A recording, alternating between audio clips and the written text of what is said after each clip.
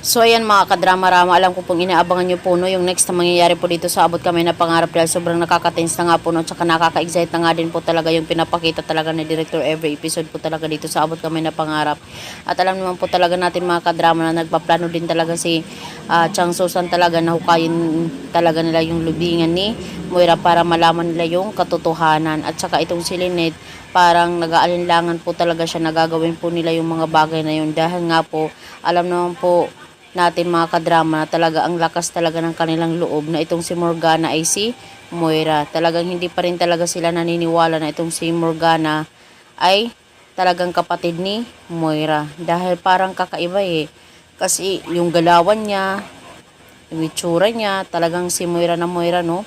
Alam naman po talaga natin mga kadrama na itong si Moira talaga ay nagkaroon nga po ng plastic surgery nga po yung isang tauhan niya na kung saan di ba yun ang namatay po doon sa kanilang encuentro doon sa isla na kung saan nagkaroon ng nag-birthday sana itong si Annalyn celebration niya.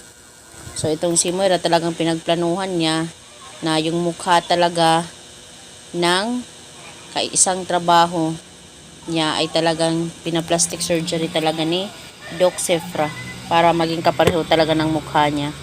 Pero sa totoo lang talaga, itong si Moira talaga parang medyo iniba din talaga yung mukha ni Doc Sefra. Kaya malalaman talaga nila as Chang Susan na si Moira talaga ay hindi nandoon sa kabaong kundi ibang pagkatao po talaga yung nandoon. Kasi sabi pa nga ng nanay ni Moira na 'di ba ilang may expiration ata yun yung wax na nilagay sa mukha niya, 'di ba? Talagang magme-melt talaga yun. So, totoo talaga naman na magme-melt yun eh. Kasi pag inopen talaga nila yung kabaong ni Moira, talagang wala na. Hindi si Moira yung nandoon. Pero siguro mga ilang weeks na, possible talaga maano na yun eh. Hindi na nila makita yung mukha. Hoping nga po, no, sana maging successful nga po talaga yung pinaplano ni Chang Susan.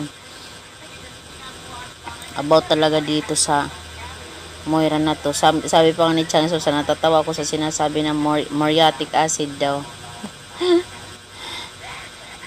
Kaya kailangan talaga nilang manmanan talaga itong si Morgana. Dahil alam naman po talaga natin na si Morgana ay si Moira. Gusto na nga niyan tulungan talaga itong si Zoe eh. Kaso talaga pinipigilan siya ng kanyang nanay. Possible din talaga magpakita talaga itong si Moira dito kay Zoe. Diba? So mga kadrama, maraming salamat again sa palaging panonood ng aking video. Huwag niyo pong kalimutan na i-like, i-share, tsaka i-subscribe yung aking channel para sa susunod na video ay ma-update ko po kayo. Thank you for watching. Bye bye mga kadrama. Abang-abang na lang po tayo. Abang-abang tayo mga kadrama, mga kadramatic sa Abot Kami na Pangarap sa next na mangyayari. Bye bye.